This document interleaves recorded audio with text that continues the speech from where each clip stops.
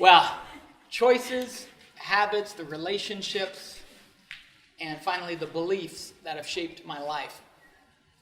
So some of you know, and I think I might have mentioned, I spent years traveling to schools. And I was speaking at a school here in the Waterloo area. Used to travel across the province speaking at schools, so I've spoken at hundreds of schools.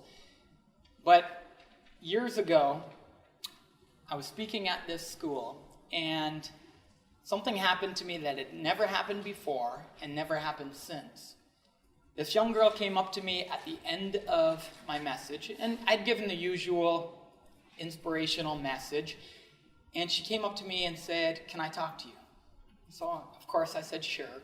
And we stepped over to the side, kind of away from all the students who were filing out of the gym. And she said to me, "I haven't told anyone this." And I thought right away, wow, we don't know each other that well. I know I gave hopefully an inspiring address, but you sure you want to share this with me? You haven't said this to anyone? But I just kept listening, and she said, "I haven't told anyone this." And then she started to tear up. She said, "I tried to take my life last night. I tried to commit suicide." And I was blown away, taken aback. I had been speaking for several years, and kids had talked to me about depression and even cutting themselves and a whole lot of different things. But she had attempted suicide the night before. And so my first question to her was, "What are you doing here at school?" And she said, they rushed me to the hospital, they pumped my stomach, and she said I was released from hospital. They didn't have enough beds to keep me, and my parents didn't know what to do with me, and they didn't want to miss work, so they dropped me back at school. And I was just stunned. And having never been in that experience before, been through something like that before in terms of at least having someone approach me, not really feeling like I had the knowledge of how to even respond, I just asked her a few questions. And I said, can I ask you a question? And she said, "Sure." And I said, "What made you decide that life's not worth living?" And then she really began to cry. And she said, "Well, my mom doesn't love me, and my dad tells me it would have been better if I had never been born. And my heart just broke. My heart just broke." And she sat there sobbing, and I gave her a hug. And I was trying to think, what do I say? What do I say? I knew the hug was going to come to an end, and I know she was going to look back at me. And I realized that she had told me something that she hadn't told anyone else. She hadn't told a friend at school. And somehow we had made a connection through this presentation that I had given. And she was somehow sharing this with me, looking for answers, or looking for hope, or looking for something. And I sat there, stood there, hugging her, thinking, okay, what do I have in my arsenal? Hang in there, things will get better. Just develop some really good habits.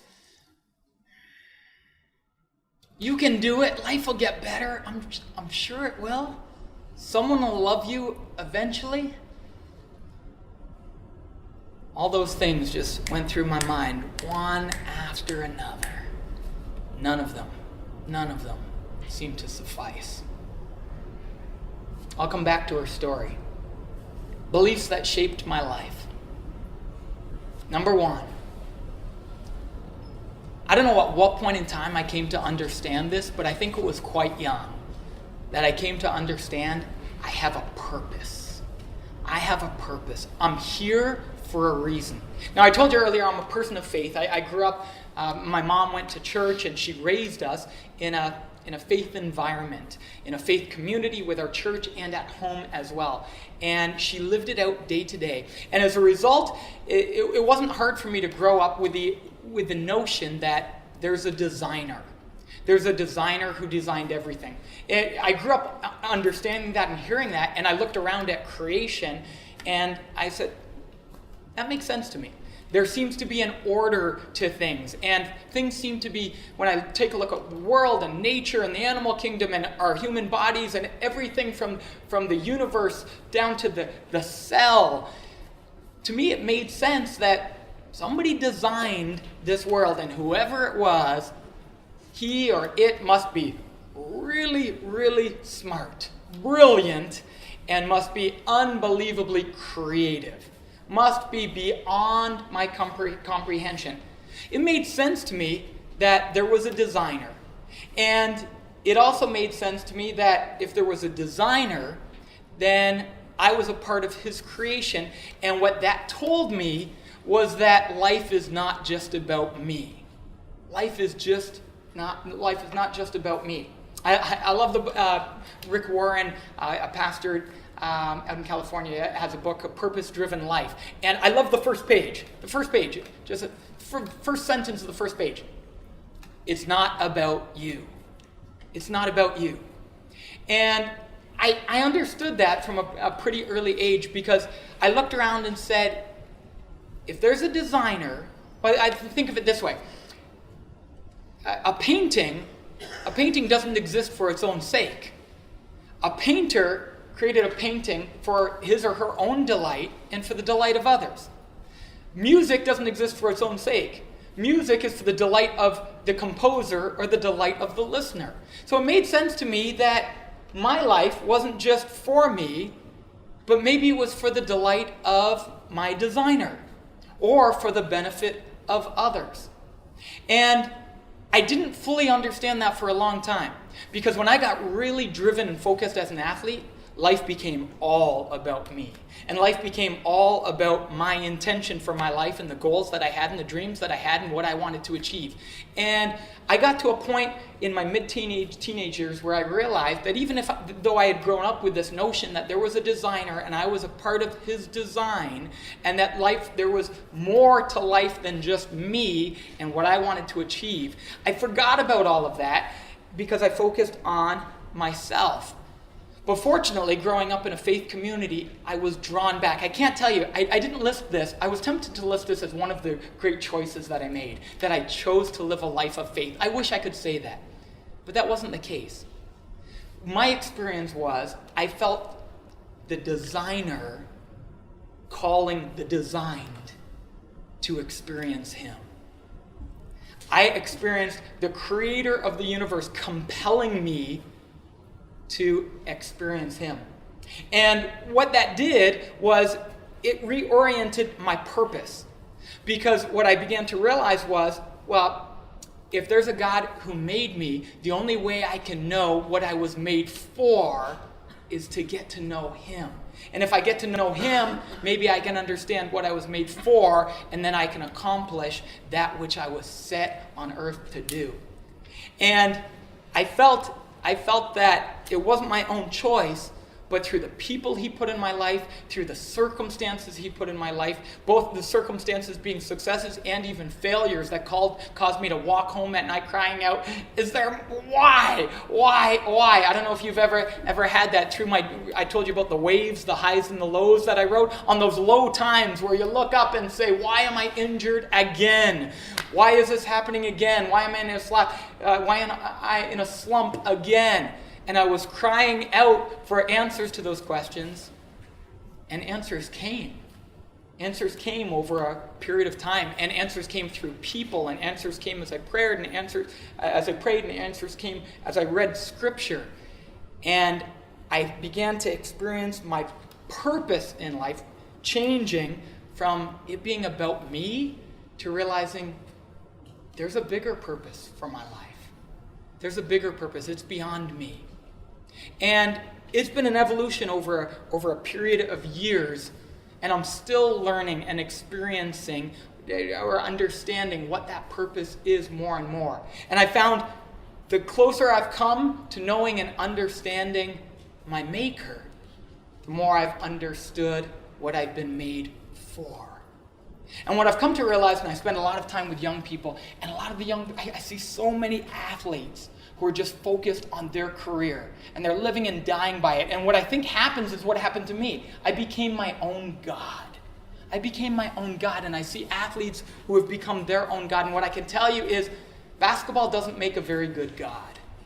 And what I've realized was I didn't make a very good God either. My appetites and my desires and my dreams didn't make a very good God. In fact, I've known Olympic athletes, I've known professional athletes who have hit the pinnacle of their career. In fact, last night I was just down in Kansas City. One of my PGC staff members was playing in the NAIA National Championship game. They had reached the pinnacle of success. They lost by 5. I went down there to support him and cheer him on, and then last night console him as they were really disappointed and quite devastated by the loss. But I've known athletes and coaches who've reached the pinnacle of success and found it empty. They found it empty. I've often thought, this is my own personal opinion, I've often thought that those that experience fame and power and wealth in our society, those that we see on television and those that we watch in our movies, I can't help but think that one of the reasons we hear these stories that we read about in the newspaper and hear on television about their broken lives and drug addictions and alcohol abuse and all the different things that we hear about, I can't help but think it's because quite possibly they've made their appetite their own God, and they've found it's come up wanting. It's come up wanting. It's fallen short. And they've gone after something else that can satisfy. And what I can tell you is I've experienced a lot of success in a lot of different aspects of life. I've experienced success as an athlete. I've won championships. I've won awards. I've experienced a lot of success in business. I've experienced a lot of success relationally and experienced a fulfilling marriage and family relationships. I've, in all accounts, and I don't say this boastfully because this was not my own doing, but I've experienced a relatively charmed life. All my family is still alive. My parents are still alive. I've been blessed with good health, been blessed with food to eat every day and shelter, and I've been blessed with so many things, and I've experienced much of what most people desire in life. Wealth, success, maybe not the fame part, but those types of things. And what I found is nothing has been more fulfilling for me. Nothing has been more satisfying for me than experiencing God and living out his purpose day to day. So I've gotten really clear in terms of what my purpose is, because I know my purpose is not about me just becoming everything I can be, making great choices or developing great habits. I'll tell you the 3 things. I don't know if you've defined your purpose. We've talked about defining things and putting things to paper. But I've been very intentional not just to think about it, but to put it to paper, and I remind myself of it. How often? I remind myself of it daily. What I'm living for. And it's 3 things. It's to delight my Creator. To delight my Creator. Or as I say in Christian circles, to bring glory to God. To delight my Creator. That's number 1. Number 2, really simply, to make the maximum contribution possible to the well-being, I think I just said that. Yeah, to make the maximum contribution possible to the well-being of my family, my community, my church, my work, and the world. I want to make the maximum contribution possible. And the third, it's a simple one too. To leave a legacy of unconditional love, uncommon generosity, and radical faith. And I seek to live that out every day, and I remind myself of it every day so that I can stay on course, so that I can stay on track, and so that I can become everything that he's made me to be. My question is, do you know your purpose? Do you know your purpose? The second thing that I've experienced, and a belief that I've held to, is that I'm loved. I'm loved. And when I say that, for a lot of my athletic career, I was pursuing acceptance. I was pursuing the approval of the fans. I was pursuing the approval of my coach and winning people over by how I performed and what I did. In fact, not just on the court, off the court as well. Winning the acceptance of my parents by doing well in school and impressing them. And gosh, I love to impress people. That's part of my own, if I can just be real with you, if you really knew me well, you'd know the depths of my brokenness and selfishness and pride and self-righteousness and self-serving nature. If you knew the depth of it, you probably wouldn't want to be my friend. But for me, I did so many things, I do so many things to try and impress others, to try and win the approval or the acceptance of others. But the thing that has impacted me more than anything else has been developing a deeper and deeper understanding that I'm loved. By who? I'm loved by the God who made me. And that there's nothing I could do to make him love me more. There's nothing I could do to make him love me less. It's called unconditional love. It's called unconditional love, and it's what the Bible taught me growing up. And as I've experienced that more and more, it's freed me from trying to impress people. It's freed me from trying to seek the acceptance and approval of others. Because I've just been able to rest in the fact that I'm loved and I'm forgiven. I'm forgiven. And as you probably know, the Christian understanding is that we experience God's love through Christ and through what he did, dying on our behalf. And that we have life through him. And as I've tried to understand that over the years and what that means, and as I've not just understood it here, but understood it here, it's changed my life. And what I found is where I was wanting in terms of love, God allows it to overflow out of me. He pours it into me. So the second belief is I am loved. And the third belief that I've held to is I'm called to be a difference maker.